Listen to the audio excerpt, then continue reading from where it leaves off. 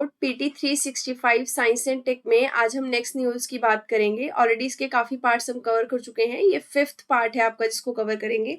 Anti microbial resistance के बारे में देखेंगे। वर्ल्ड हेल्थ ऑर्गेनाइजेशन ने global anti microbial resistance research and development hub के साथ मिलकर एक रिपोर्ट रिलीज करी है जिसका नाम है incentivising the development of new antibacterial treatment 2023। और ये जो रिपोर्ट है ये G7 कंट्रीज के लिए पर्टिकुलरली निकाली गई है कि वो किस तरीके से एंटी माइक्रोबियल रेजिस्टेंस को हैंडल करते हैं और मॉनिटर करते हैं। अब इस रेजिस्टेंस को सबसे पहले हम समझेंगे। दरअसल ये क्या है, जब कोई बैक्टीरिया, वायरस, फंगी और पैरासाइट इवॉल्व हो जाता है over the period of time, और जिस दवाई के मतलब जो दवाई उससे फाइट कर रही होती है, ये कह लीजिए जो मेडिसिन उसके लिए बनी होती है, वो उस मेडिसिन को अडेप्ट करके उस मेडिसिन को रिस्पॉन्ड नहीं करता और बीमारी को बढ़ाता चला जाता है। So it no longer respond to the medicine. ये होता है antimicrobial resistance. Antimicrobial क्या होती है? माइक्रोबियल माने कोई भी ऑर्गेनिज्म, चाहे वो बैक्टीरिया हो, वायरस हो, फंगी हो। एंटी मतलब उसके अगेंस्ट काम करना। तो बेसिकली ये वो मेडिसिन हैं जो कि माइक्रो ऑर्गेनिज्म से होने वाले इन्फेक्शंस को प्रिवेंट भी करती हैं और उसको ट्रीट भी करती हैं। एंटी माइक्रोबियल में आपके एंटीबायोटिक आते हैं जो बैक्टीरिया के लिए होते हैं, एंटी वायरल आते हैं जो वायरस के लिए होते हैं, एंटी फंगल आते हैं और एंटी पैरासाइट आते हैं। एंटी माइक्रोबियल रेजिस्टेंस जो है वो इन्फेक्शन को काफी हार्ड बना देते हैं, क्योंकि देखिए अभी एंटी माइक्रोबियल तो है दवाई, है ना, कि दवाई जो है वो बैक्टीरिया के खिलाफ काम करेगी। अगर रेजिस्टेंस आ गया तो इट मीन्स कि medicine will be of no longer to use, है ना, उसको आप यूज ही नहीं कर सकते इन्फेक्शन के खिलाफ। तो इन्फेक्शन को ट्रीट कैसे करेंगे? इसलिए रिस्क जो है डिजीज का वो बढ़ जाता है, हेल्थ जो है वो और ज्यादा डिटीरियोरेट हो जाती है। माइक्रो ऑर्गेनिज्म जो एंटी माइक्रोबियल रेजिस्टेंस डिवेल्प कर लेते हैं और बहुत हाई लेवल की करते हैं कि उनमें कोई भी पर्टिकुलर ग्रुप ऑफ मेडिसिन काम नहीं करता है, उनको कई बार हम सुपर बग्स भी कहते हैं। अब फिर से बैक टू दिस इनिशिएटिव जो लिया गया है रिपोर्ट में, मतलब G7 कंट्रीज की रिपोर्टिंग को लेकर, इसमें बात की गई है कि हम G7 कंट्रीज को ऑब्जर्व करेंगे एंटी माइक्रोबियल रेजिस्टेंस कैसे वो हैंडल कर रहे हैं। अब ये global anti microbial resistance research and development hub क्या है? इसमें बहुत सारी कंट्रीज, बहुत सारे एनजीओ, बहुत सारी इंटर गवर्नमेंटल ऑर्गेनाइजेशन आती हैं। इनको 2018 में लॉन्च किया गया था, जिसका मेन पर्पस था ग्लोबल लेवल पे एंटी माइक्रोबियल रेजिस्टेंस जो है उसके चैलेंजेस को एड्रेस करना और वन हेल्थ अप्रोच को अडॉप्ट करना। वन हेल्थ अप्रोच का मतलब क्या होता है? देखिए कोविड आया था, है ना, अगर हम पहले ही वन हेल्थ अप्रोच को कंसिडर करते होते तो शायद कोविड को प्रिवेंट कर पाते और उसको ट्रीट भी कर पाते इजीली। लेकिन हम हमेशा से ह्यूमन की हेल्थ को प्रेफरेंस देते हैं, हम एनिमल्स की हेल्थ को, एनवायरनमेंट की हेल्थ को अलग से देखते हैं, हम उनको प्रेफरेंस नहीं देते। लेकिन दरअसल एनिमल की हेल्थ, ह्यूमन की हेल्थ और पूरे एनवायरनमेंट की health, these all are integrated. इनको साथ के साथ देखना बहुत जरूरी होता है। This is called one health approach, जो वर्ल्ड हेल्थ ऑर्गेनाइजेशन काफी ज्यादा प्रमोट कर रहा है, जिसमें ह्यूमन और एनिमल हेल्थ में कोऑर्डिनेशन बिठाया जाता है so that overall environment can be improved. अब कौन कौन से ग्लोबल स्टेप्स दिए गए हैं जिससे हम एंटी माइक्रोबियल रेजिस्टेंस को हैंडल कर सकते हैं?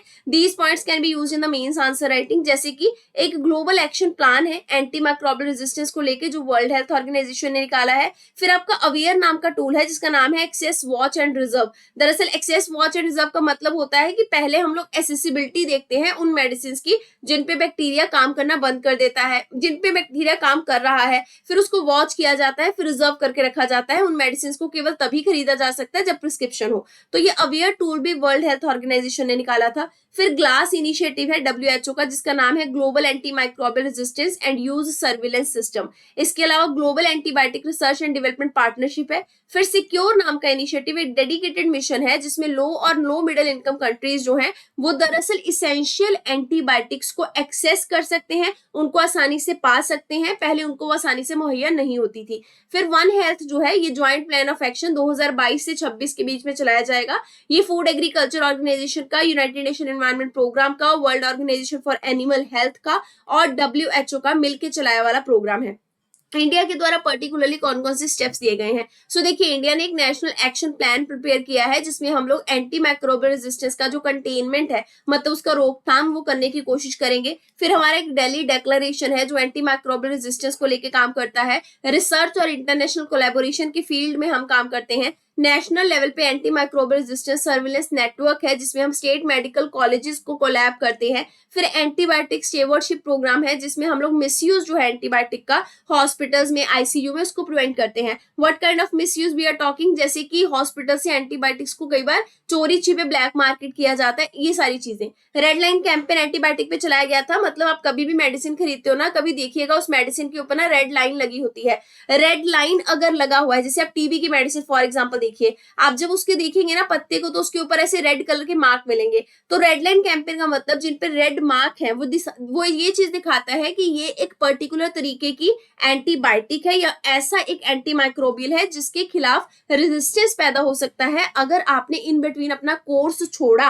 और ये एंटीमाइक्रोबियल रेजिस्टेंस पे ट्रीट करना बहुत मुश्किल होता है, इसलिए रेड लाइन वाली मेडिसिन जो है वो आपको विदाउट प्रिस्क्रिप्शन नहीं मिल सकती। इसके अलावा शेड्यूल H1 है जो ड्रग्स और कॉस्मेटिक एक्ट के अंडर आता है। इस शेड्यूल H1 में लिखी गई मेडिसिन को you can only access with the help of doctor, otherwise ये नहीं मिलेंगी। ताकि एंटीबायोटिक्स का जो यूज है, मतलब एवं ही जाके मेडिकल शॉप से खरीद ली, एवं ही जाके फार्मेसी को बोल दिया ये एंटीबायोटिक दे दो, ये नहीं हो पाएगा, इसलिए ये शेड्यूल H1 लागू किया गया।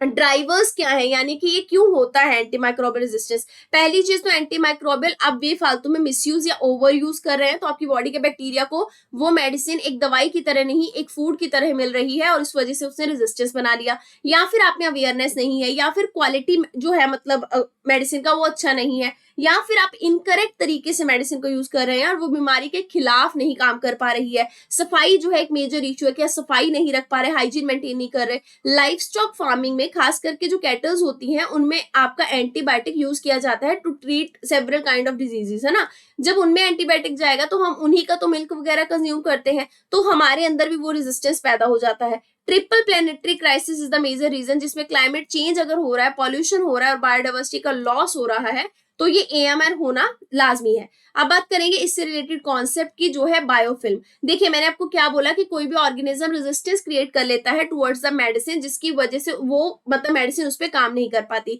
तो आप सपोज कीजिए बैक्टीरिया है, ठीक है, बैक्टीरिया के ऊपर मतलब बैक्टीरिया एक माइक्रो ऑर्गेनिज्म है, इसके ऊपर एक रेजिस्टेंस लेयर क्रिएट हो जाएगी। रेजिस्टेंस लेयर क्रिएट हो जाएगी किसकी, माइक्रो ऑर्गेनिज्म की। मतलब बैक्टीरिया को कुछ माइक्रो ऑर्गेनिज्म इस तरीके से कोट कर लेंगे, इस तरीके से कवर कर लेंगे कि फिर ये बैक्टीरिया जो है वो रेजिस्ट हो जाएगा किसी पर्टिकुलर मेडिसिन के। तो आम सी बात है, इसी को बायोफिल्म कहेंगे। तो अगर बैक्टीरिया पे बायोफिल्म क्रिएट हो गई है तो मतलब वो बैक्टीरिया एंटीबायोटिक रेजिस्टेंस हो चुका है। इसका मतलब ये भी हुआ कि ये बैक्टीरिया रेजिस्टेंस जो है वो मेडिसिन के लिए अब नुकसानदायक होगी, क्योंकि बीमारी फैलेगी, रुकेगी नहीं, है ना।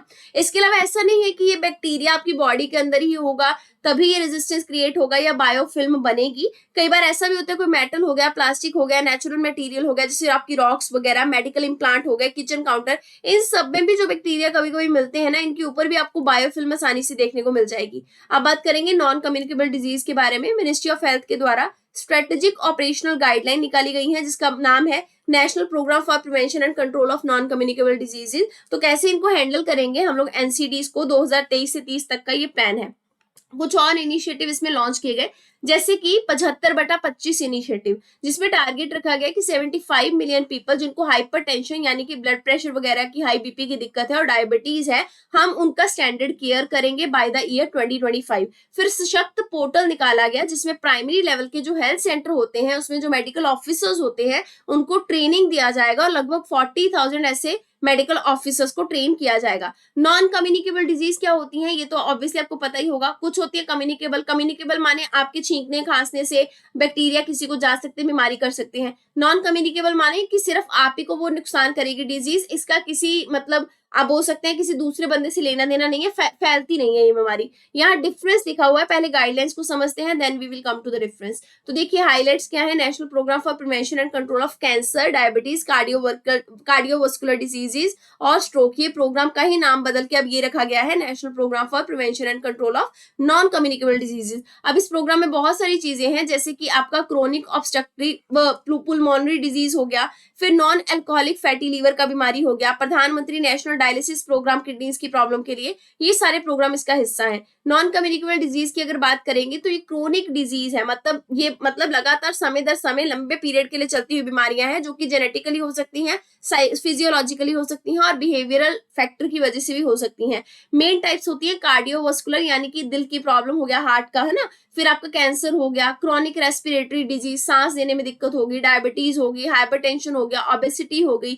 नॉन कम्युनिकेबल डिजीजेज जो है वो पूरे इंडिया में 2016 में अगर देखा जाए, it contributed to the 61.8% death of the people. अब बात करेंगे difference between the communicable and non communicable. सबसे पहले कॉजेज की बात करें तो जो कम्युनिकेबल डिजीज है उनका कॉज होता है कुछ इन्फेक्शन हो गया किसी पैथोजन के कारण, किसी बैक्टीरिया के कारण। नॉन कम्युनिकेबल के केस में एलर्जी हो गया, आप मेल न्यूट्रिशन है, मतलब आप कुपोषण के शिकार है, तो आपके इंटरनल फैक्टर्स की वजह से, यानी कि आपकी इम्यूनिटी वीक होने की वजह से आपको ये बीमारियां हो सकती हैं, और आपके लाइफस्टाइल चेंज की वजह से भी हो सकती हैं। अब जो कम्युनिकेबल है वो फैलती हैं, तो virus bacteria can be the source of transmitting, है ना, लेकिन इस केस में नहीं है, एनसीडी आपकी जो है इसमें ट्रांसमिशन नहीं होता।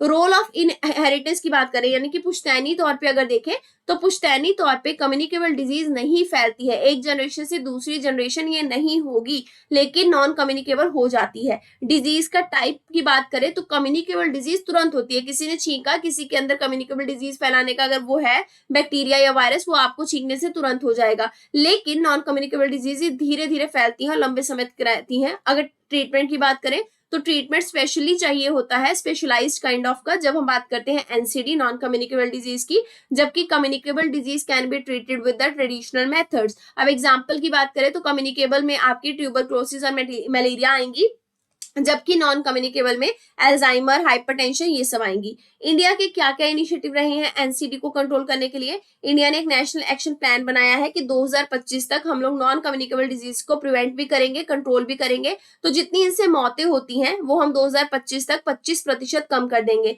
फिर fit India movement ministry of youth affairs के द्वारा चलाया गया था, जिसमें हर एक यंगस्टर्स को, इवन हर एक सिटीजन को फिट रहने का मतलब एक इनिशिएटिव या मोटिव दिया गया था। बात करेंगे ट्यूबरक्लोसिस की। वर्ल्ड हेल्थ ऑर्गेनाइजेशन ने ग्लोबल टीबी की रिपोर्ट 2023 की रिलीज करी है। टीबी क्या है? देखिए, TB is a bacterial disease. Bacillus Mycobacterium नाम का एक बैक्टीरिया होता है जो ज्यादातर आपके लंग्स को इन्फेक्ट करता है और टीबी करता है।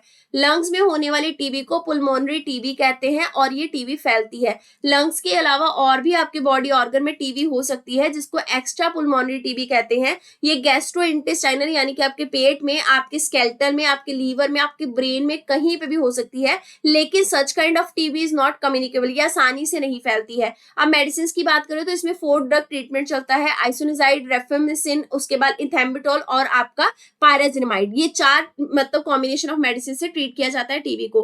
अब वैक्सीन की अगर बात करें, दिस इज वेरी इंपॉर्टेंट, इकलौती एक लाइसेंस्ड वैक्सीन है जिससे टीबी को प्रिवेंट किया जा सकता है, जिसका नाम है बीसीजी, यानी कि बेसिलस कैलमेट ग्रीन। और ये जो वैक्सीन है ये आपकी एक्स्ट्रा पुल्मोनरी टीबी को रोकती है, यानी कि बॉडी में किसी और ऑर्गन पे टीबी ना हो पाए उसको रोकती है, जबकि पुल्मोनरी टीबी जो लंग्स को होती है उसे नहीं रोक सकती। स्टेप्स की अगर बात करें तो टीबी को कैसे प्रिवेंट करेंगे? नेशनल स्ट्रेटेजिक प्लान है हमारा टीबी को एलिमिनेट करने के लिए, 2017 से 25 में इंप्लीमेंट होगा। टीबी मुक्त पंचायत अभियान चलाया गया था, पंचायत लेवल पे टीबी को एलिमिनेट करना। निक्षय पोषण योजना, जिसमें हम लोग टीबी पेशेंट को न्यूट्रिशन सपोर्ट देते हैं। प्रधानमंत्री टीबी मुक्त भारत अभियान, जिसमें टीबी को 2025 तक एलिमिनेट किया जाएगा। इसके तहत निक्षय मित्रा भी अपॉइंट किए गए हैं। निक्षय मित्रा माने मान के चलिए कि कोई भी ऐसा बंदा है जो वॉलंटरी चाहता है कि मैं टीबी पेशेंट के लिए कुछ कर पाऊं, तो उसको निक्षय मित्र अपॉइंट कर दिया जाएगा किसी पर्टिकुलर टीबी पेशेंट का। तो फिर वो क्या करेगा, उस टीबी पेशेंट के मित्र के तौर पे, मतलब फ्रेंड के तौर पे काम करेगा, उसके न्यूट्रिशन में मदद करेगा, उसको एडिशनल कोई भी सपोर्ट चाहिए, इवन फाइनेंशियल, वो भी प्रोवाइड करेगा।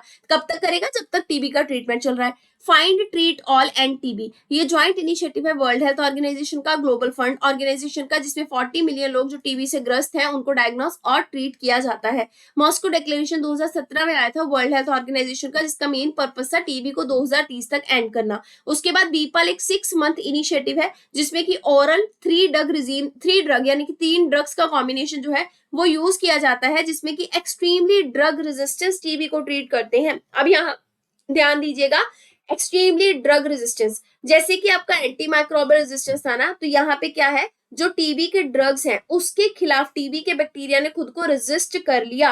अगर रेजिस्ट कर लिया तो ट्रीटमेंट बहुत मुश्किल होता है, इसलिए कहा जाता है कि टीबी की डोज को मिस नहीं करना चाहिए। सो एक्सट्रीमली ड्रग रेजिस्टेंट टीबी को अगर ट्रीट करना है तो बीपार जो है वो एक इनिशिएटिव निकाला गया है, जिसमें 2 और एंटीबायोटिक जो है उनको ऐड करके दिया जाता है। ड्रग रेजिस्टेंट टीबी की बात करेंगे, ये अलग अलग स्टेजेस की होती है। सबसे पहले तो मल्टी ड्रग रेजिस्टेंट टीबी, यानी कि आपके एटलीस्ट हम बोले आइसोनिजाइड और रिफेम्पसिन, इन दोनों ड्रग्स के लिए टीबी का बैक्टीरिया रेजिस्टेंट हो चुका है।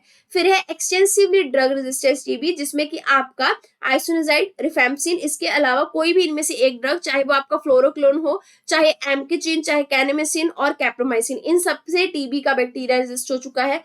टोटली ड्रग रेजिस्टेंट टीबी क्या होगी, जिसमें आपका फर्स्ट लाइन का ड्रग चाहे सेकंड लाइन का ड्रग हो, टीबी का बैक्टीरिया रेजिस्ट कर रहा है।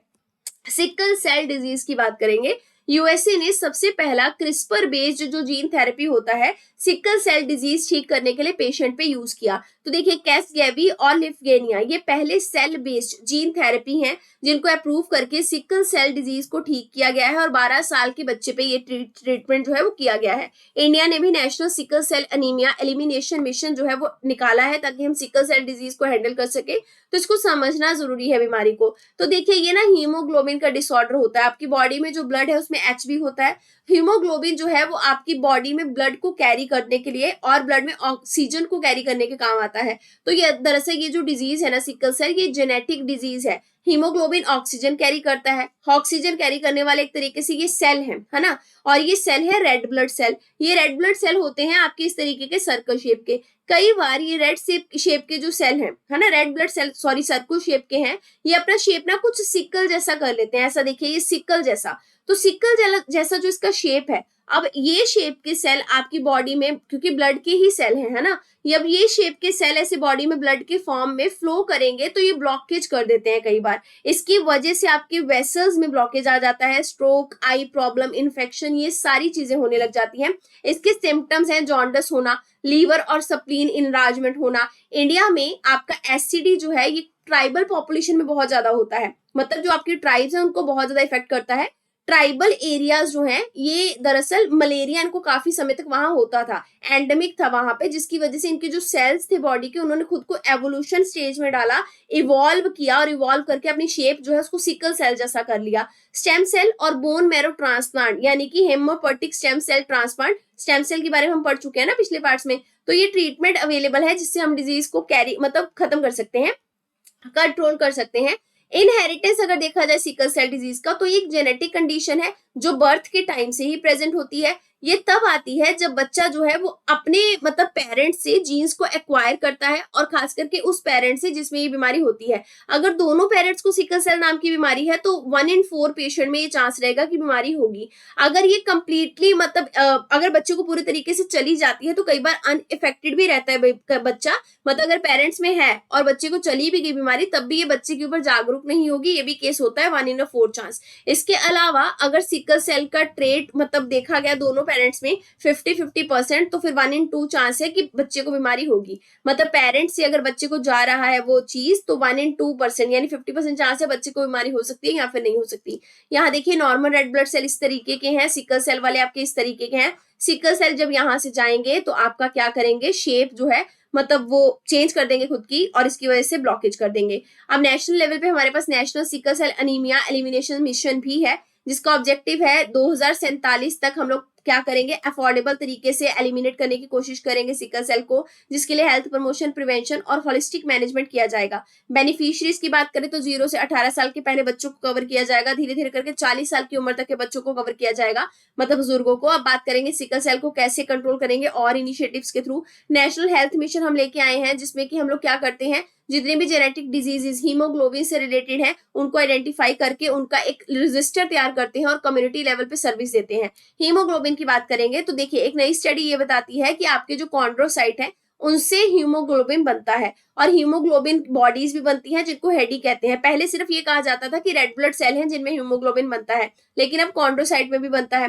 हीमोग्लोबिन एक आयरन को कंटेन करने वाला प्रोटीन है जो कि एनिमल्स के ब्लड में पाया जाता है। ये ऑक्सीजन ट्रांसमिट करता है टिश्यूज को, और फिर आरबीसी जो है रेड ब्लड सेल, इसमें ये मिलता है। और ध्यान रखेंगे हर एक वर्टिब्रेट जिनकी रीढ़ की हड्डी होती है उनमें ये पाया जाता है, लेकिन कोल्ड वाटर आइस फिश के अंदर ये हीमोग्लोबिन नहीं मिलता है, तो ये अपना ऑक्सीजन जो है वो उससे ट्रांसफर नहीं करती है।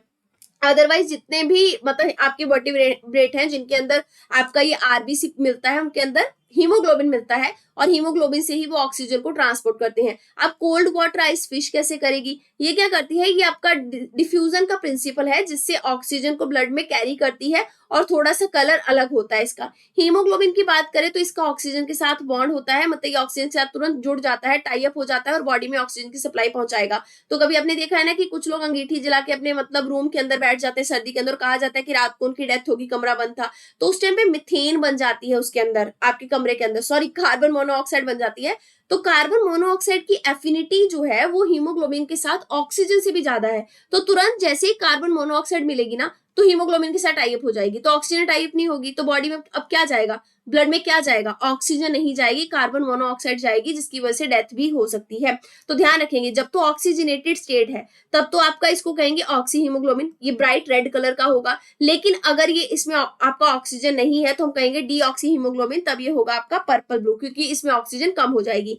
हीमोग्लोबिन जो है वो बोन मैरो के अंदर बनते हैं और वहीं पे आरबीसी बनता है। इनमें एंटीऑक्सीडेंट प्रॉपर्टी भी होती है, और ये आपके केराटिनोसाइट्स में भी मिलते हैं कई बार। अपर एपिडर्मिस, अपर लेयर होती है ना स्किन की, वहां।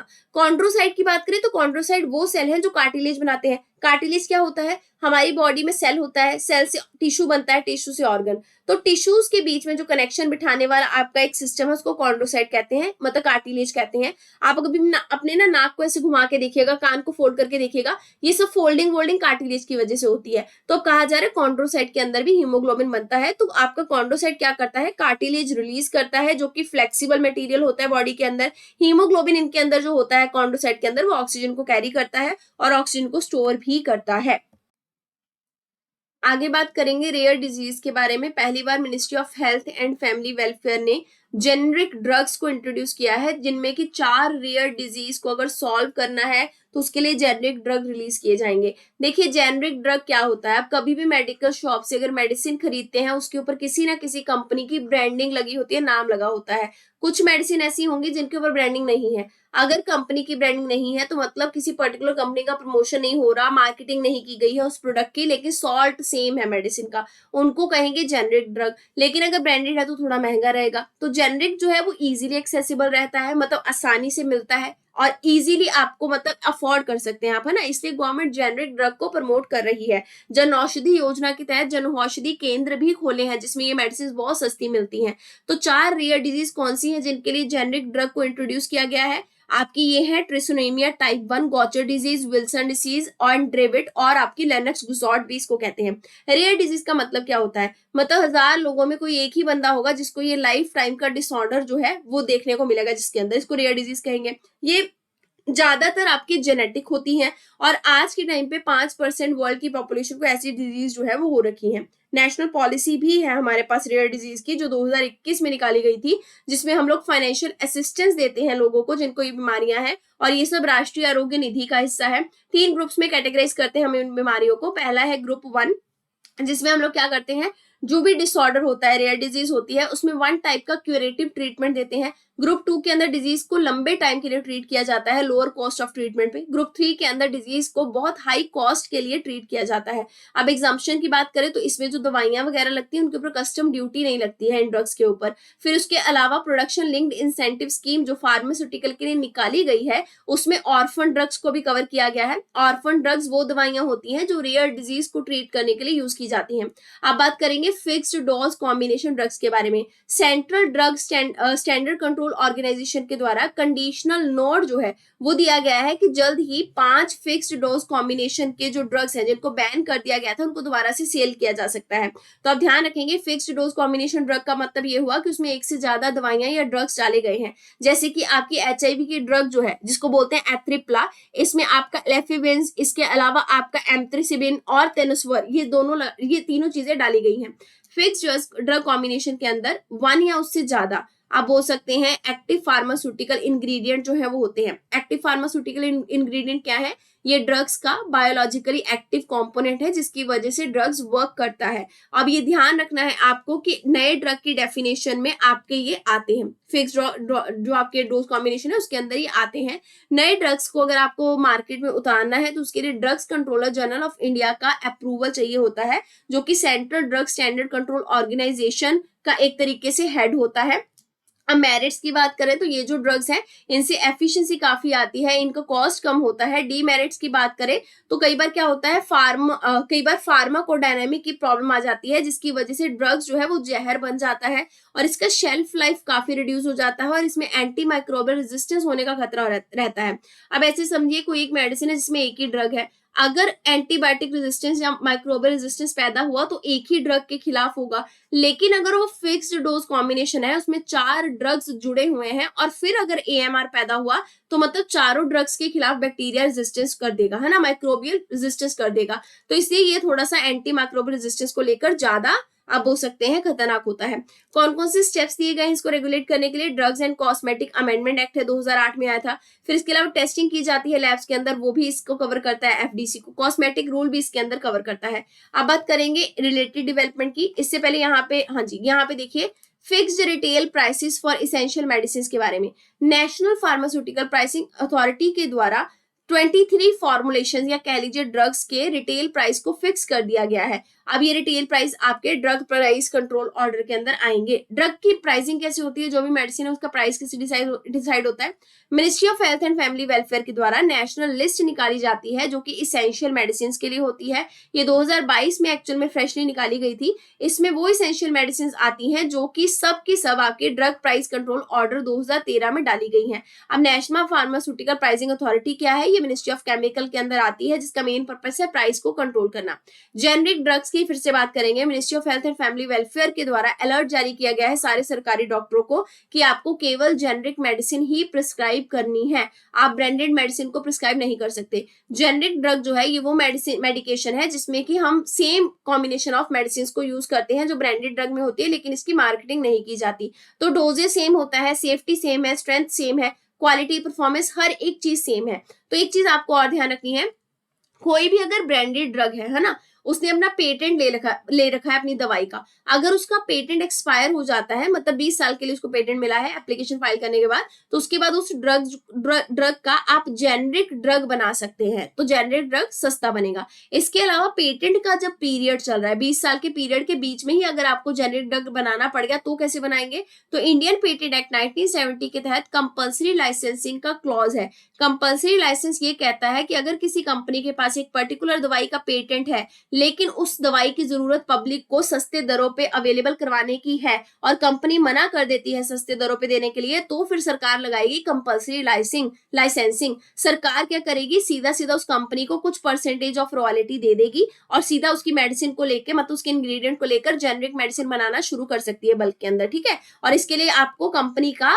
कंसेंट नहीं चाहिए होता और ये वायलेशन भी नहीं माना जाएगा पेटेंट का, ठीक है। और ये अर्जेंसी के टाइम पे ही किया जाएगा। जेनरिक मेडिसिन का रेगुलेशन कैसे होता है इंडिया के अंदर? इंडियन मेडिकल काउंसिल रेगुलेशन 2002 में साफ साफ लिखा गया है कि हर एक फिजिशियन को ऐसे ड्रग्स प्रिस्क्राइब करने चाहिए जो कि जेनरिक होने चाहिए और साथ में कैपिटल लेटर में लिखे होने चाहिए। नेशनल मेडिकल कमीशन एक्ट 2019 कहता है कि स्टेट मेडिकल काउंसिल या फिर ethics and medical registration board जो है उनको डिसिप्लिनरी एक्शन लेना चाहिए किसी भी डॉक्टर के खिलाफ अगर वो जेनरिक मेडिसिन को वो नहीं करते हैं, परमिट नहीं करते, ये लिख के नहीं देते हैं। ड्रग्स एंड कॉस्मेटिक रूल 1945 में मैंडेटरी लिखा गया है कि ड्रग फॉर्मुलेशन जैसे, मतलब जिससे ड्रग बनता है उसके लिए लाइसेंस की जरूरत पड़ेगी और लाइसेंस जो है वो आपको तभी मिलेगा अगर सिंगल एक्टिव इंग्रेडिएंट जो है वो प्रॉपर नाम से, मतलब प्रॉपर तरीके से मेंशन किया गया हो और जेनरिक मेडिसिन उससे बन रही हो।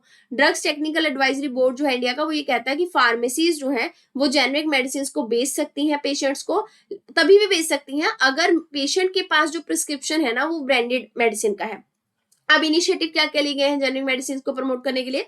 प्रधानमंत्री भारतीय जन औषधि परियोजना 2008 में निकाली गई थी, मिनिस्ट्री ऑफ केमिकल के अंदर आती है। मिनिस्ट्री ऑफ हेल्थ वेलफेयर के अंदर फ्री ड्रग सर्विस इनिशिएटिव निकाला गया है। फिर आपके मिनिस्ट्री ऑफ केमिकल के लिए प्रोडक्शन लिंक इंसेंटिव स्कीम है। अब इसी से रिलेटेड डेवलपमेंट क्या है, बायोसिमिलर। देखिए, एक फार्मा कंपनी ने अभी हाल फिलहाल में ग्रांट रिसीव किया है सेंट्रल ड्रग ऑर्गेनाइजेशन से, जिसके तहत बायोसिमिलर जो है, जिसका नाम है आपका ट्रेस्टिजुमाब, जो कि कैंसर ड्रग है, इसको मार्केट किया जाएगा। बायोसिमिलर का मतलब मेडिसिन जैसा ही है, सेम स्ट्रक्चर है, सेम बायोलॉजिकल मेडिसिन की तरह फंक्शन भी करेगा। और इसमें हम लोग मेडिसिन जो यूज कर रहे हैं ना, वो लिविंग सिस्टम के अंदर बनाई गई है। जैसे आपका यीस्ट हो गया, उसके अंदर मेडिसिन को बनाया गया है। ये हाईली स्पेशलाइज्ड होते हैं। अब यहाँ एक चीज ध्यान रखिएगा, ब्रांडेड और जेनरिक ड्रग में क्या डिफरेंस है। ब्रांडेड ड्रग्स में पेटेंट प्रोटेक्टेड होता है, ये दवाइयां कॉस्टली होती हैं, इनका लुक काफी यूनिक होता है, ये इनोवेटर कंपनी के द्वारा बनाई जाती है, जिसके लिए पेटेंट मिलता है। एग्जाम्पल है क्रोसिन। जेनरिक ड्रग में आपकी ऑफ पेटेंट होती है, कोई पेटेंट नहीं होता, सस्ती होती है, सेम अपीयरेंस होता है, लेकिन ब्रांडिंग नहीं होती, और बहुत सारी फार्मास्यूटिकल इंडस्ट्रीज के द्वारा बनाई जाती हैं, जैसे आपका पैरासीटामोल। आप बात करेंगे इंटरनेशनल क्लासिफिकेशन ऑफ डिजीजेस के बारे में। वर्ल्ड हेल्थ ऑर्गेनाइजेशन ने इंटरनेशनल क्लासिफिकेशन ऑफ डिजीजेस 11 जो है उसको अब इंट्रोड्यूस किया है। उसमें मॉड्यूल 2 जो है वो लागू कर दिया है। मॉड्यूल 2 जो है, दरअसल ये एक सप्लीमेंट्री चैप्टर है, जिसमें ट्रेडिशनल मेडिसिन की कंडीशंस को हाईलाइट किया गया है। ट्रेडिशनल मेडिसिन में क्या आएगा, जैसे आपका आयुर्वेदा हो गया, यूनानी हो गया, सिद्धा हो गया, है ना, इनका सारा डाटा वगैरह उसमें लिखा गया है। अब देखिए, बहुत सारे कोड्स हैं, बहुत सारा डाटा है। इसमें बताया गया है कि जैसे आपकी इन्फेक्शियस डिजीज होगी, मलेरिया, या फिर कोई लाइफस्टाइल बीमारी होगी, जैसे कि आपका क्रोनिक इंसोम्निया, जिसमें रात को नींद नहीं आती, उन सबको भी आयुर्वेदा ने ट्रीट किया है। इसका रिकॉर्ड यहाँ दर्ज किया गया है। इंटरनेशनल क्लासिफिकेशन ऑफ डिजीज का बात करें तो इंटरनेशनल स्टैंडर्ड है, जिसमें सिस्टमेटिक तरीके से रिकॉर्डिंग, रिपोर्टिंग, एनालिसिस, ये सब किया जाता है। किसका, पर्टिकुलर बीमारी की मोर्टेलिटी का और उसकी मॉर्बिडिटी का। इन दोनों में डिफरेंस आपको कमेंट सेक्शन में बताना है। तो पहले क्या था, आईसीडी 11 का मॉड्यूल 1 हुआ करता था, जिसमें आपकी ट्रेडिशनल मेडिसिन जो कि चाइना में ओरिजिनेट हुई है, जापान, कोरिया में यूज होती हैं, उनको लिखा जाता था। अब इंडिया की भी इसमें शामिल हो गई है। अब इसका सिग्निफिकेंस क्या है, हमारे पास एक डाटा रहेगा पर्टिकुलर तरीके से, जिसमें हमें पता लगेगा कैसे ट्रेडिशनल मेडिसिन कंडीशन इंडिया की काम कर रही है और किस तरीके से ट्रीटमेंट कर रही है, जब हम उसको कंपेयर करते हैं दूसरे कंट्रीज के ट्रेडिशनल सिस्टम के साथ।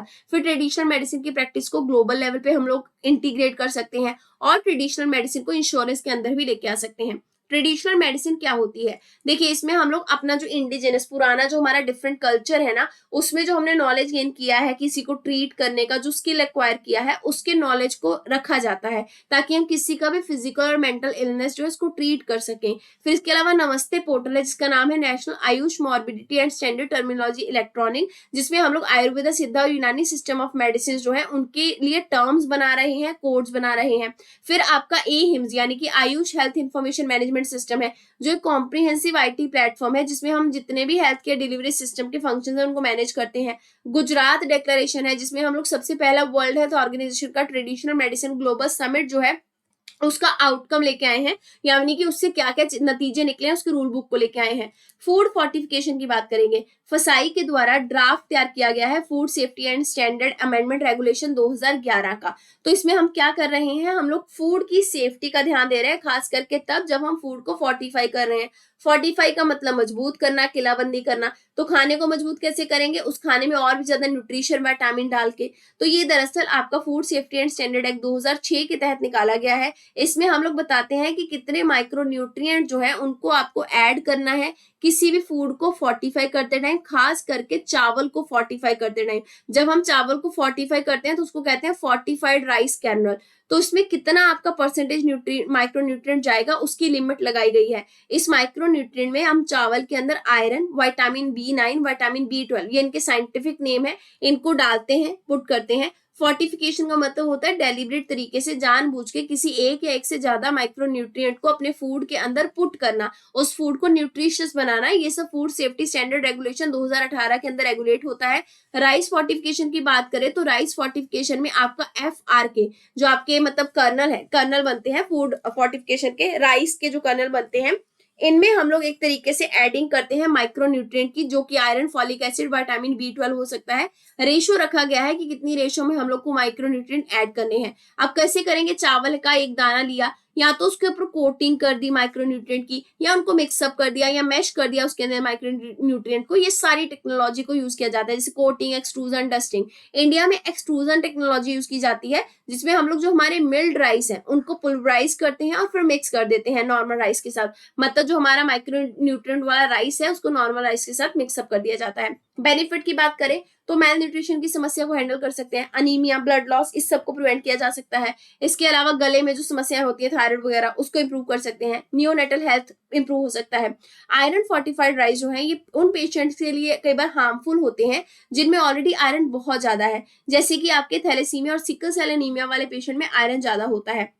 अब इसकी अगर इनिशिएटिव की बात करें तो फोर्टिफाइड राइस को कैसे बांटा जाता है, सक्षम आंगनवाड़ी और पोषण 2.0 के तहत स्कूलों में बांटा जाता है। फिर fortification of rice and distribution under PDS उसमें बांटा जाता है। फिर आपके जो फोर्टिफाइड राइस होते हैं उनके लिए, या फिर कोई भी फोर्टिफाइड प्रोडक्ट है, इवन दूध भी अगर फोर्टिफाइड है तो उस पर आपको इसका एस ना +F जैसा लोगो देखने को मिलेगा। ये लोगो FSSAI के द्वारा दिया गया है, food safety standard authority India के द्वारा।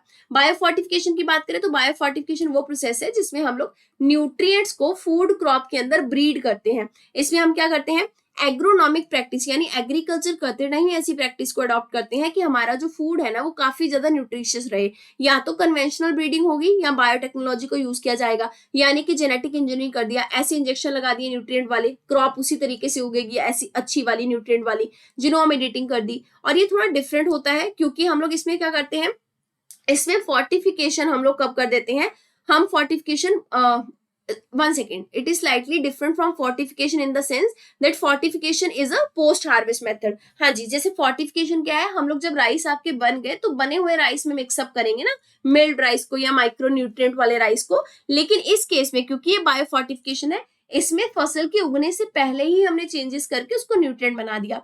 अल्ट्रा प्रोसेस फूड की बात करेंगे तो बेसिकली ये जो आपके फूड है ये मोस्टली उन सब्सटेंसेस से बनते हैं जो कि आपके fat, starch, sugar, hydrogenated fat से बने होते हैं। इनके हाई कंजम्पशन से बहुत सारी बीमारियां, कार्डियोवास्कुलर डिजीजेस, ओबेसिटी और डायबिटीज हो सकती है। ट्रांस फैट की बात करेंगे, WHO ने ट्रांस फैट को एलिमिनेट करने का वैलिडेशन प्रोग्राम जो है वो हाल फिलहाल निकाला है और कंट्रीज को कहा है कि इसमें एप्लीकेशंस को फाइल करिए। ट्रांस फैट क्या होता है, ये अनसेचुरेटेड फैट होता है, किसी भी वेजिटेबल ऑयल से ये आपका फैट प्रोड्यूस होता है। जैसे आपका मैर्ग्रीन हो गया, आपकी फ्राइड फूड हो गए कमर्शियली जो बेक किए जाते हैं, उन सब में इसको यूज किया जाता है। 2 तरीके के ट्रांस फैट होते हैं, एक तो नेचुरली मिलता है, जैसे कि आपको नेचुरली आप बोल सकते हैं किसी फूड प्रोडक्ट में मिल रहा है, जैसे मीट प्रोडक्ट में या फिर डेयरी वाले आइटम्स में मिल रहा है, ये सेफ होता है। इंडस्ट्री में बनाया जाने वाला ट्रांस फैट जो है ये काफी नुकसानदायक होता है। ये हाइड्रोजनेशन के प्रोसेस के दौरान बनता है आप कह सकते हैं, और इसमें वेजिटेबल ऑयल को यूज किया जाता है। तो हम इसमें ना आप ऐसे समझिए, आप ऐसे कभी देखेंगे ना फूड ब्लॉगर्स को देखिएगा बहुत सारे, या ऐसे मतलब कोई यूट्यूब में बहुत सारे ऐसे शॉर्ट्स मिलेंगे जिसमें खूब सारा चीज, खूब सारा बटर ऐसे डाल देंगे तवे के ऊपर और फिर बोलेंगे देखिए हमने कितना अच्छा बन मस्का ये सब बनाया। दरअसल वो बटर नहीं होता, उसमें ना तेल को ही कुछ ऐसे पर्टिकुलर सेट ऑफ कंडीशन पे ले जाया जाता है कि वो तेल जो है ना वो आपका जम जाता है, वो बटर या घी जैसा दिखने लगता है, जो कि सबसे हानिकारक है। इसी को ट्रांस फैट कहते हैं। तो हम वेजिटेबल ऑयल को हाइड्रोजनेशन की स्टेट पे ले जाते हैं, इसको पार्शली हाइड्रोजनेटेड ऑयल भी कहते हैं, और हमें ये अलग टेक्सचर का दिखता है, यही होता है ट्रांस फैट, जो कि डेंजरस होता है। ट्रांस फैट से बहुत सारी non communicable diseases, even heart की प्रॉब्लम, ये सब होती है। कौन कौन से स्टेप लिए गए हैं ट्रांस फैट के रेगुलेशन के लिए? WHO का रिप्लेस इनिशिएटिव आया था जिसमें हम लोग 2023 तक ट्रांस फैट फ्री बनने की कोशिश कर रहे थे। इसके अलावा FSSAI ने जितने भी फूड बनाने वाली कंपनीज हैं उनको कहा है कि आपको अपने न्यूट्रिशन लेबल पे, जहां न्यूट्रिशन लिखा होता है पूरी प्रोडक्ट का, वहां पे ट्रांस फैट का कंटेंट मेंशन करना होगा। FSSAI का ईट राइट इंडिया मूवमेंट जो है उसमें साफ लिखा गया है कि आपको ट्रांस फैट के फूड नहीं खाने हैं। इसके अलावा ट्रांस फैट को 2% तक रिड्यूस करने का वादा किया गया है और ट्रांस फैट फ्री लोगो भी बनाया गया है। इससे रिलेटेड डेवलपमेंट की बात करें तो सबसे पहले है protein binders. Food safety standard authority के द्वारा प्रोटीन बाइंडर्स को ऐड करने की बात की जा रही है डेयरी प्रोडक्ट के अंदर। देखिए पहले ये कहा गया था कि इसको ऐड किया जाएगा, लेकिन अब ये कह रहे हैं कि इसका परमिशन नहीं दिया जाएगा। प्रोटीन बाइंडर्स क्या है? ये बायोलॉजिकल रिसर्च रिजेंट है। इसमें हम क्या करेंगे, किसी भी स्पेसिफिक प्रोटीन को किसी भी फूड प्रोडक्ट में ऐड करने की कोशिश करेंगे। प्रोटीन बाइंडिंग या तो इनहांस कर देगी उस प्रोडक्ट का परफॉर्मेंस या फिर उसको खराब कर देगी। तो इससे कई बार क्या होगा, देखिए प्रोटीन को हमारी बॉडी में डाइजेस्ट होने में कई बार टाइम लगता है, तो इससे प्रोटीन की डाइजेस्टिबिलिटी इफेक्ट हो सकती है। इसमें मिल्क प्रोटीन की वैल्यू में चेंजेस आ सकते हैं। Milk protein already amino acid बनाता है हमारी बॉडी के अंदर, अगर हम उसमें भी कुछ चीजें ऐड करेंगे तो दिक्कत हो सकती है, या फिर हो सकता है बढ़िया ही हो जाए लेकिन we can't take the risk. Saturated fat क्या होते हैं? ये वो फैट है जो आपकी उन फूड्स के अंदर मिलते हैं जो एनिमल से आता है, जैसे मीट हो गया, जैसे डेयरी हो गया, लेकिन इनको केवल फ्राइड फूड्स में भी पाया जाता है। ये भी अनहेल्दी ही होते हैं क्योंकि ये आपकी बॉडी के अंदर एलडीएल यानी कि बैड कोलेस्ट्रॉल जो है उसको बढ़ा देते हैं। बैड कोलेस्ट्रॉल बढ़ाने के कारण हार्ट डिजीज का जो प्रॉब्लम है वो बढ़ जाता है। अब बात करते हैं नॉन शुगर स्वीटनर्स की। वर्ल्ड हेल्थ ऑर्गेनाइजेशन की international agency for research on cancer ने क्लासिफाई किया है कि नॉन शुगर स्वीटनर जिसका नाम है एस्पर्टेम, ये शायद लोगों के अंदर कैंसर लेके आ रहा है। अभी देखिए हम कई बार ऐसी कोई चीज खरीदने जाते हैं ना, तो शॉपकीपर को बोलते हैं कि हमें कम शुगर वाला दिखाइएगा, तो वो कहते हैं कि ये ले लीजिए, ये शुगर फ्री है या इसमें नॉन शुगर स्वीटनर है, मीठा फील होगा लेकिन मीठा डाला नहीं गया। तो ये कुछ ऐसा प्रोडक्ट डाला गया है जो कि आपका शुगर नहीं है लेकिन आपको फील देगा शुगर का, तो ये नाम है एस्पर्टेम। कहा जा रहा है दिस इज कार्सिनोजेनिक। तो गाइडलाइन है हमारे पास जिसमें हम आर्टिफिशियल स्वीटनेस को इंडिया में रेगुलेट करते हैं। सबसे पहले तो फूड सेफ्टी स्टैंडर्ड रेगुलेशन 2011 के अंदर, सेकेंडली आपका फसाई ने अप्रूव किया है कि बहुत सारे आर्टिफिशियल स्वीटनर जो है इनको ही आप यूज करेंगे लेकिन अप्रूवल के बिना यूज नहीं कर सकते। नॉन शुगर स्वीटनर क्या होते हैं? इसमें या तो आपकी बहुत कम या फिर बिल्कुल नो कैलोरी होती है लेकिन आपको स्वीटनेस वैसी ही फील होती है खाते नहीं जैसे नॉर्मल मीठा। अब कैसे मीठा करेंगे अगर चीनी यूज नहीं कर रहे या फिर गुड़ वगैरह यूज नहीं कर रहे? तो इसमें हम लोग पता नहीं अलग अलग तरीके के केमिकल्स को यूज करते हैं, लो कैलोरी स्वीटनर्स को यूज करते हैं, इसमें फूड का फ्लेवर भी बढ़ जाता है। सिंथेटिक तरीके से जो केमिकल निकलते हैं उनको कई बार यूज किया जाता है। बहुत सारे बेवरेजेस या फिर बहुत सारे जो फूड होते हैं जैसे आपका फ्रोजन डेजर्ट आता है, योगर्ट आता है मीठा वाला, कई बार उनमें ये चीजें यूज की जाती हैं और इसमें लेबल लिखा होता है खास करके शुगर फ्री डाइट ऐसा लेबलिंग दिया होता है, लेकिन फिर वो स्वीटनर जो पीछे यूज किया गया है ना दैट इज वेरी डेंजरस, उससे कैंसर होने का खतरा है। बहुत सारे नॉन शुगर स्वीटनर का यहाँ पे लिस्ट दिया गया है, थोड़ा सा पढ़ लेते हैं। एस्पर्टेम की बात करें तो ये डाइपेप्टाइड का मिथाइल एस्टर है जिसमें अमीनो एसिड वगैरह होते हैं। इसके अलावा आपका एक है एस सल्फेम, ये आपका एसेटो एसेटिक एसिड से निकाला गया है। और इसके अलावा है नियोटेम जिसमें कि एस्पर्टेम्स इसको बनाया गया है। फिर है आपका सुक्रालोज, ये भी 0 कैलोरी आर्टिफिशियल स्वीटनर है। फिर आपका सेक्रिन है जो कि 300 गुना स्वीट होता है सुक्रोज से। फिर है सॉर्बिटोल जो कि एक हाइड्रिक अल्कोहल है। मंक फ्रूट ल्यूगान गो या फिर सेरेथिया ग्रोसवोनी, ये एक फ्रूट एक्सट्रैक्ट है जो कि सदर्न चाइना के एक प्लांट से निकाला जाता है। चीनी से 100-250 गुना इसमें स्वीटनेस होती है। फिर है स्टेवॉइल और ग्लाइकोसाइड, ये एक नेचुरल कॉन्स्टिट्यूएंट है जिसमें हम लोग स्टीविया रेबडोनिया ब्रुटनी प्लांट की पत्तियां यूज करते हैं। फिर है आपका थॉमेटिन जिसमें हम लोग इंटेंसली स्वीट बेसिक प्रोटीन एक फ्रूट से निकालकर उसको यूज करने की कोशिश करते हैं। तो इनके नाम ध्यान रख लीजिएगा क्योंकि कई बार पूछा जा सकता है। अगली बात करेंगे कॉडेक्स एलिमेंट्रिस कमीशन की। तो आपका ये जो सैक है या फिर कैक कह लीजिए, इसने अप्रूव किया है कि इंडिया का जो प्रपोजल है जिसमें हम लोग मिलेट्स को लेकर ग्लोबल स्टैंडर्ड प्रिपेयर करेंगे उसको अब लागू कर दिया जाएगा। मिलेट्स में फिंगर मिलेट, बर्नयार्ड मिलेट, कोडो, प्रोसो, लिटर ये सब आ सकते हैं।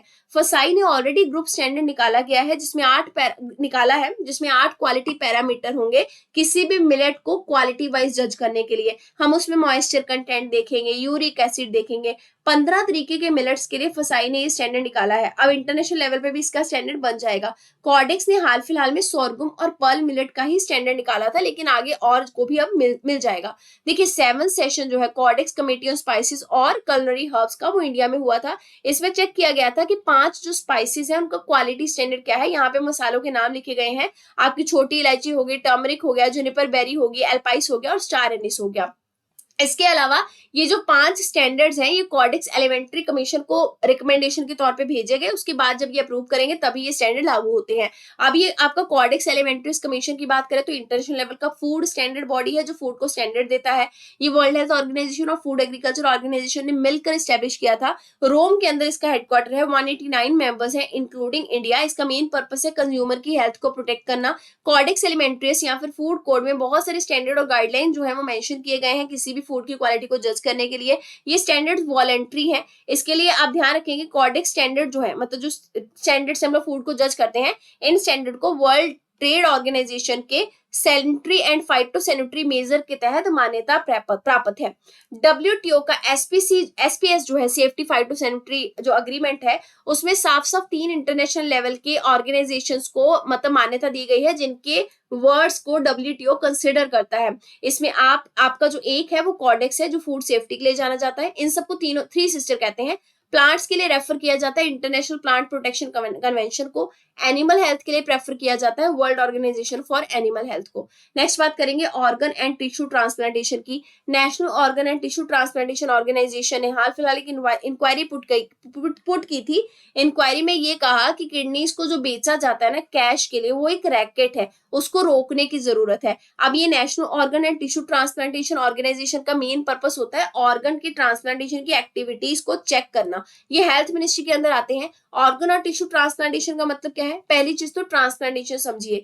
देखिए ट्रांसप्लांटेशन का मतलब होता है किसी भी एक पर्सन के ऑर्गन्स, टिश्यू या फिर उसके ग्रुप ऑफ सेल्स को रिमूव कर देना और रिमूव करके किसी को डोनेट कर देना, यानी कि किसी को जरूरत है उसको डोनेट कर देना। इसमें किडनी हो गया, लीवर का पार्ट हो गया, लंग का सेगमेंट हो गया, ये सबको डोनेट किया जा सकता है। और लिविंग डोनर, कोई जिंदा व्यक्ति भी ये सारी चीजें किसी दूसरे पेशेंट को दे सकता है।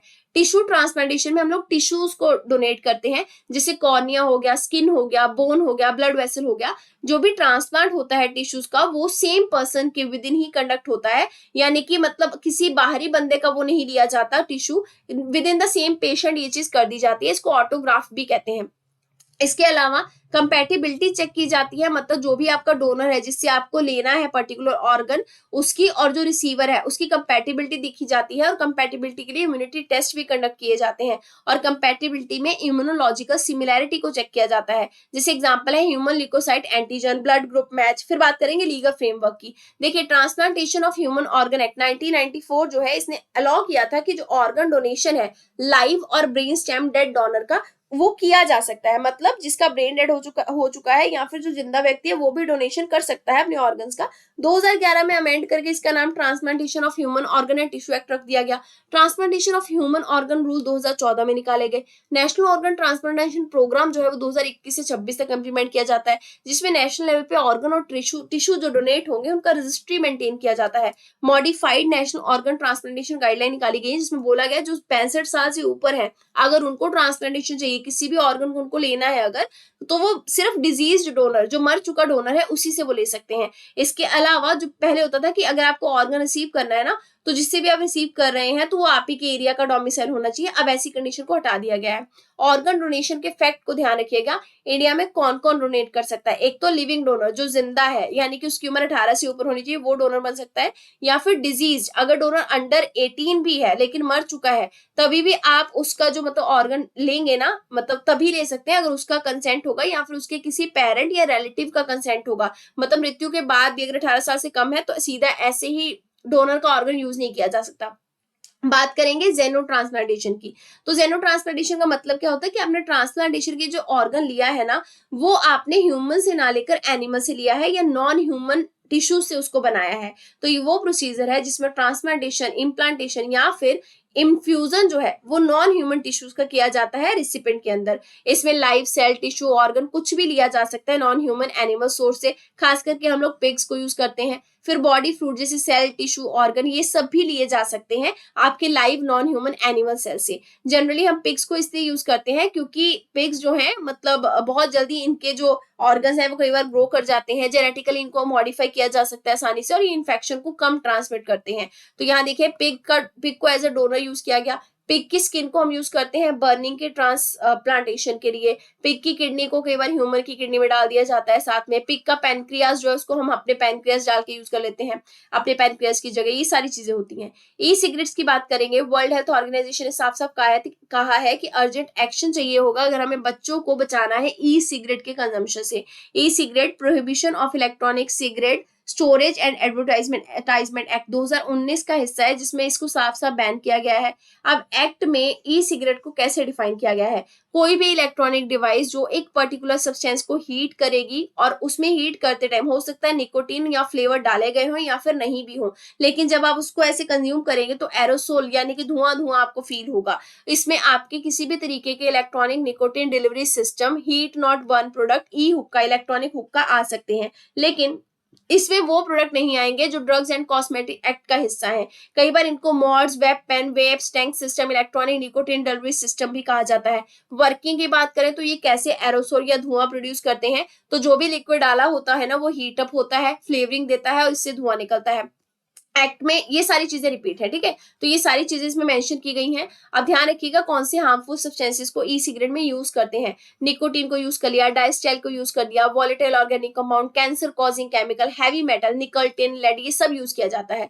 अब बात करेंगे preparedness and resilience for emerging threat initiative के बारे में, यानी कि प्रेट इनिशिएटिव जो वर्ल्ड हेल्थ ऑर्गेनाइजेशन ने निकाला है। अब इसका मेन पर्पस क्या है कि किसी भी तरीके का आगे चल के अगर पैंडेमिक आता है, जैसे कोविड आया था, उसके लिए हम पहले से प्रिपेयर रहेंगे, उसके लिए इनोवेटिव अप्रोच निकाली गई है। तो हम लोग ना कुछ इस तरीके का सिस्टम डेवलप कर रहे हैं जिससे हम जितने भी अभी तक पैंडेमिक आए हैं उनकी नॉलेज को गेन करेंगे, उनके लिए टूल्स बनाएंगे, ताकि फ्यूचर में अगर किसी भी तरीके का ऐसा बीमारी आए तो हम उससे लड़ सके। इसको करेंगे कैसे? जो हमने अभी तक पैंडेमिक्स वगैरह से नॉलेज को एक्वायर किया है, हम उन सबको, अभी के जितने भी ग्रुप ऑफ पैथोजन को हम जानते हैं जो बीमारी फैलाते हैं, उनके ऊपर अप्लाई करेंगे, ताकि हम ये कॉम्बिनेशन बिठा सके कि कौन सी आगे बीमारियां वो फैला सकते हैं, कौन सा पैंडेमिक वो ला सकते हैं, so that we can prepare early. तो ये वो प्लेटफॉर्म है जो नेशनल, रीजनल और ग्लोबल लेवल पे काम करेगा। इंटरनेशनल हेल्थ रेगुलेशन का ये हिस्सा है। इंटरनेशनल हेल्थ रेगुलेशन 2005 में निकाली गई थी, लीगली बाइंडिंग होती है। इसमें 194 मेंबर्स हैं वर्ल्ड हेल्थ ऑर्गेनाइजेशन के। इसका मेन पर्पस है हम लोग पब्लिक हेल्थ इमरजेंसीज को डिटेक्ट करके रिपोर्ट कर सकें। कुछ और इनिशिएटिव में देखेंगे, specs 2030 initiative, World health Organization का ये इनिशिएटिव है जिसमें ग्लोबल लेवल पे अगर किसी को विजन का दिक्कत है या ब्लाइंडनेस है, दिखाई नहीं देता है, उसके लिए आई केयर दिया जाएगा और ये रिपोर्टिंग रखी जाएगी कि कितने लोग चश्मा लगाते हैं। बिग कैचअप की बात करें तो आपका World health Organization, UNICEF, Gavi, vaccine alliance और बिल और मेलिंडा गेट फाउंडेशन ने मिलकर ये निकाला है 2030 तक हम लोग इम्यूनिटी को बिल्डअप करने की कोशिश करेंगे और वैक्सीनेशन जो है बच्चों के मांग उनको प्रमोट करेंगे। इंटरनेशनल पैथोजन सर्विलेंस नेटवर्क की बात करें तो वर्ल्ड हेल्थ ऑर्गेनाइजेशन ने इसको रिलीज किया है। ये एक ग्लोबल नेटवर्क है जिसमें हम लोग इन्फेक्शन वाली डिजीज को डिटेक्ट करने की कोशिश करते हैं, जैसे कोविड-19 हो गया। इसमें हम एक प्लेटफॉर्म प्रोवाइड करते हैं जिसमें कंट्रीज और रीजन को आपस में कनेक्ट किया जाता है।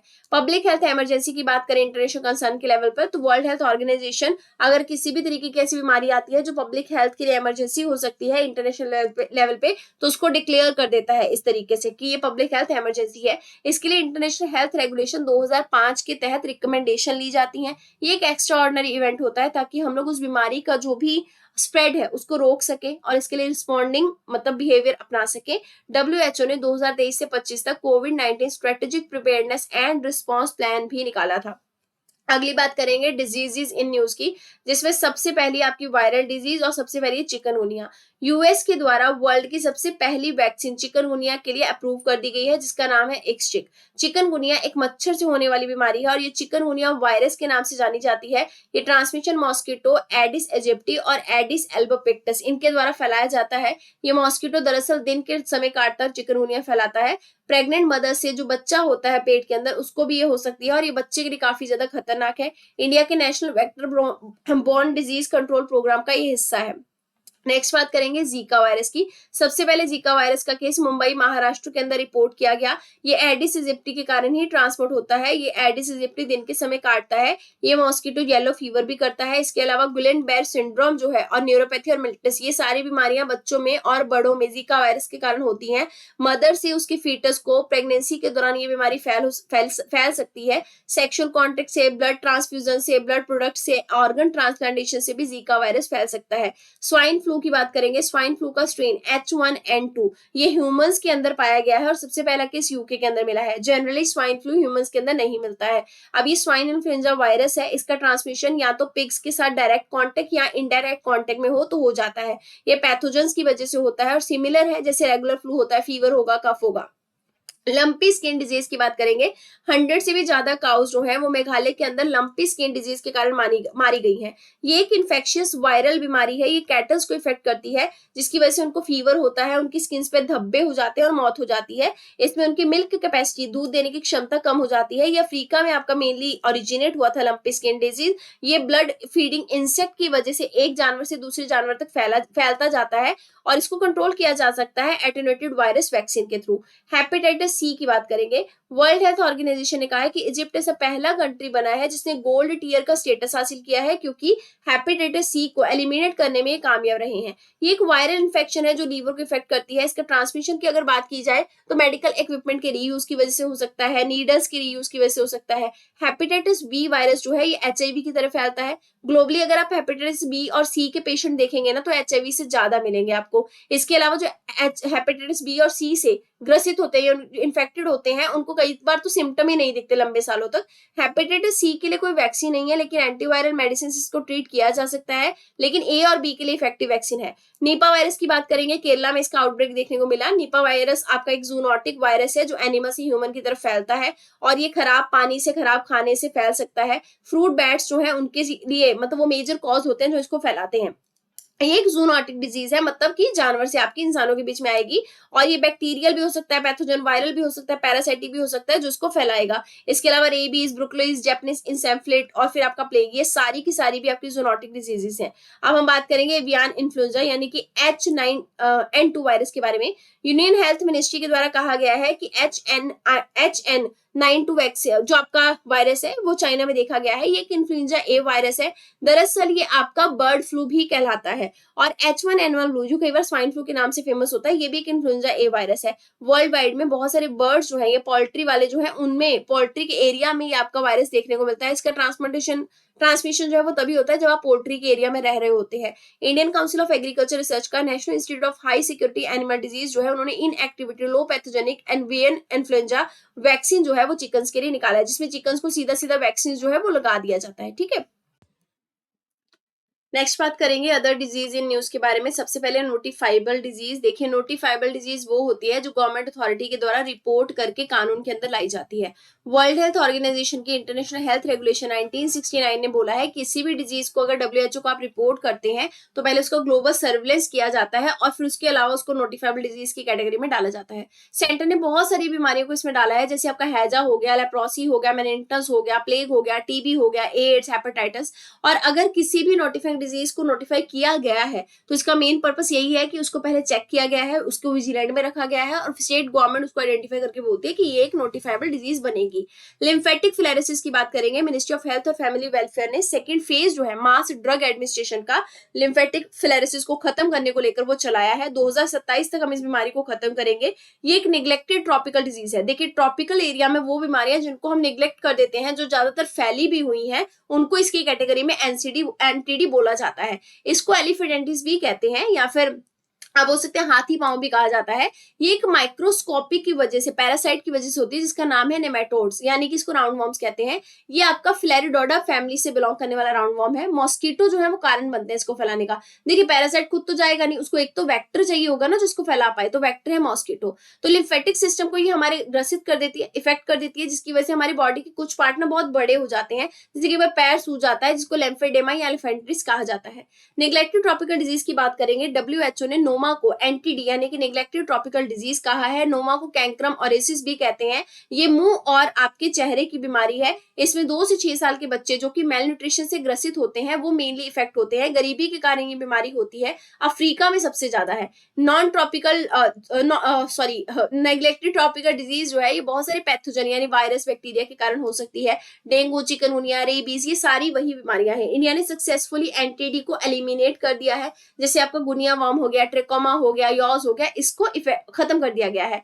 बहुत सारे इनिशिएटिव भी लिए गए हैं, जैसे लंदन डिक्लेरेशन है इसके ऊपर निकाला गया, किगाली डिक्लेरेशन निकाला गया है, जिसमें हम लोग नेग्लेक्टेड ट्रॉपिकल डिजीज को 2030 तक खत्म करेंगे। कुछ और कॉन्सेप्ट है, खत्म होने वाला है, जल्दी से देखेंगे ये वाला पार्ट। तो फेक थेरेपी की बात करें तो हाल फिलहाल में एक स्टडी ये कहती है कि जो पब्लिक एक्सेप्ट करती है बैक्टीरिया किलिंग वायरस के यूज को, वो एंटीबायोटिक का सबसे बड़ा अल्टरनेटिव हो सकता है। मतलब एंटीबायोटिक तो देखिए रेजिस्ट करते हैं ना कई बार, हम उन बैक्टीरिया को कैसे हैंडल करेंगे जो एंटीबायोटिक को ही रेजिस्ट करने लगे।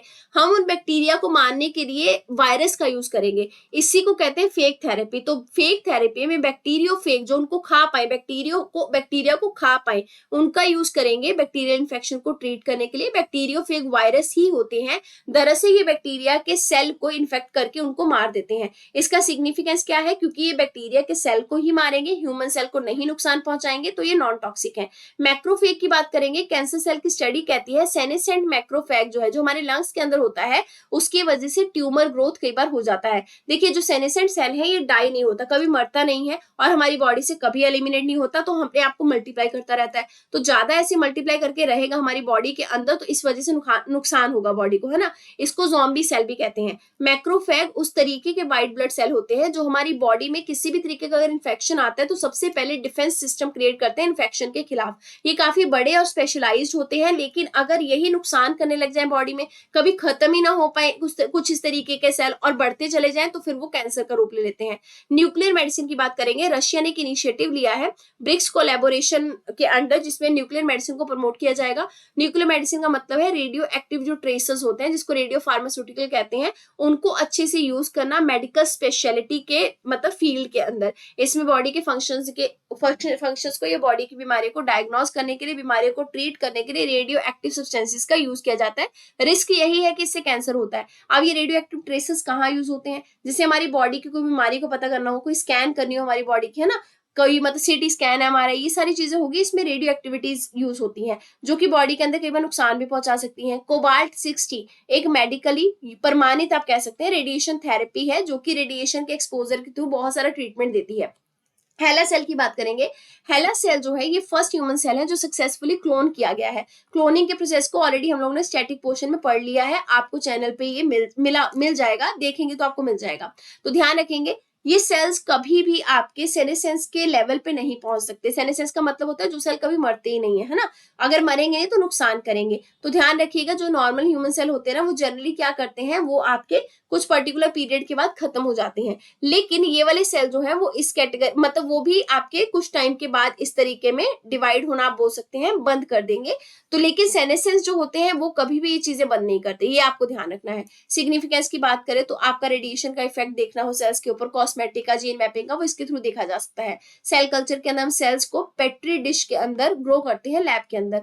सर्वावैक वैक्सीन की बात करेंगे। लैंसेट ऑन्कोलॉजी की स्टडी बताती है कि सर्वावैक वैक्सीन जो कि सीरम इंस्टीट्यूट ऑफ इंडिया के द्वारा निकाली गई है, ये मर्क के गार्डजिल वैक्सीन से कंपेरेबल है। तो देखिए सर्वावैक इंडिया की सबसे पहली इंडिजिनस वैक्सीन है जो कि आपकी ह्यूमन पेपिलोमा वायरस के अगेंस्ट निकाली गई है, जो कि सर्विकल कैंसर का एक कारण होता है। सर्वावैक जो है वो HPV टाइप 6, 11, 16 और 18 को हैंडल कर सकती है। इसके अलावा 9 से 26 साल के किसी भी जेंडर को ये लगाई जानी चाहिए। HPV ह्यूमन पेपिलोमा वायरस एक सेक्सुअली ट्रांसमिट होने वाला इंफेक्शन है जो सर्विकल कैंसर का कारण बनता है।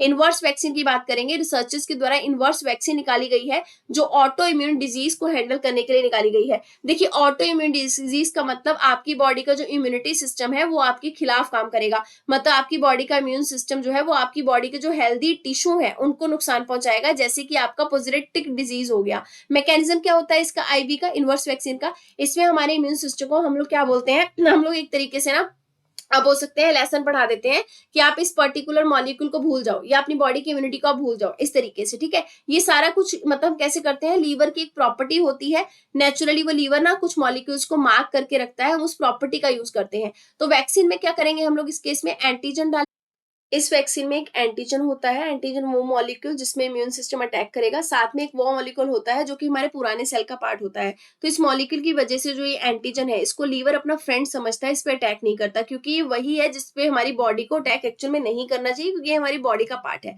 ट्रेडिशनल वैक्सीन जो है उसके अगेंस्ट अगर देखा जाए तो ये मतलब ट्रेडिशनल वैक्सीन के उल्ट काम कर रहा है, क्योंकि हमारी बॉडी को बचा रहा है, क्योंकि हमारी बॉडी के अच्छे सेल खत्म नहीं होने चाहिए। तो आपको ध्यान रखना है इनवर्स वैक्सीन जो है ये फ्रेंडली सेल्फ एंटीजन को रीइंट्रोड्यूस करने के काम आता है लीवर को यूज करके। मोनोक्लोनल एंटीबॉडीज की बात करें, सेंटर ने डिसाइड किया है कि मोनोक्लोनल एंटीबॉडी को प्रोक्योर किया जाएगा ऑस्ट्रेलिया से। मोनोक्लोनल एंटीबॉडी क्या है, एंटीबॉडी में आपको पढ़ा चुकी है, कोई भी एंटीजन हमारी बॉडी पर अटैक करता है तो हमारी बॉडी हमारी जो बॉडी है एंटीजन के उसके बाद अटैक के बाद एंटीबॉडीज को प्रोड्यूस करती है। मोनोक्लोनल एंटीबॉडीज आर्टिफिशियल होती हैं जो कि लैब में बनाई जाती हैं। एक तरीके से इसमें जो प्रोसेस यूज किया जाता है, हम कुछ एंटीबॉडीज को हमारी बॉडी से एक्सट्रैक्ट करते हैं ब्लड से, फिर उनको क्लोन कर दिया जाता है लैब के अंदर। तो ये जो क्लोनिंग की जाएगी किसी एक एंटीबॉडी की ही की जाएगी, तो किसी एक पर्टिकुलर एंटीजन जो बीमारी फैला रहा है उसी के खिलाफ ये काम करेंगी। फिर होमोजेनस हाइब्रिड सेल के द्वारा इसको बनाया जाता है पेरेंट सेल को यूज करके। पॉलीक्लोनल एंटीबॉडीज में क्या होता है, नंबर ऑफ एंटीबॉडीज के कॉम्बिनेशंस को बनाया जाता है। इसमें इबोला एचआईवी के खिलाफ एंटीबॉडीज को बनाया जाता है। हाइब्रिडोमा टेक्नोलॉजी जो है ये आपकी मोनोक्लोनल एंटीबॉडी बनाने के काम आती है। ऑप्टिकल ट्वीजर की बात करें तो ऑप्टिकल ट्वीजर को यूज करके रमन रिसर्च इंस्टीट्यूट के जो रिसर्चर्स हैं उन्होंने स्ट्रक्चरल डिटेल जो है लेपोनाइट की उनको प्रिपेयर किया है। आरआरआई एक ऑटोनोमस इंस्टीट्यूट है department of science and technology के अंदर। ऑप्टिकल ट्वीजर वो साइंटिफिक इंस्ट्रूमेंट है जिसमें बहुत हाई फोकस वाली लेजर बीम को होल्ड किया जाता है और उसको माइक्रोस्कोपिक लेवल के ऑब्जेक्ट्स को मूव करने के लिए, जैसे एटम्स हो गया, नैनो पार्टिकल्स हो गया, इनको मूव करने के लिए यूज किया जाता है। कई बार आप देखेंगे ना ऐसे हवा के अंदर, ये वैक्यूम के अंदर कुछ ऑब्जेक्ट खड़े होते हैं, नीचे कुछ नहीं होता सपोर्ट, वो होता है लाइट का सपोर्ट, ऑप्टिकल एविएशन। इसमें ट्वीज कर रहे हैं हम लोग, ऑप्टिकल ट्वीजर इनको कहते हैं। 2018 में आर्थर रॉशकिन को नोबेल प्राइज मिला था फिजिक्स में ऑप्टिकल ट्वीजर्स और उसकी एप्लीकेशंस की डिस्कवरी के लिए।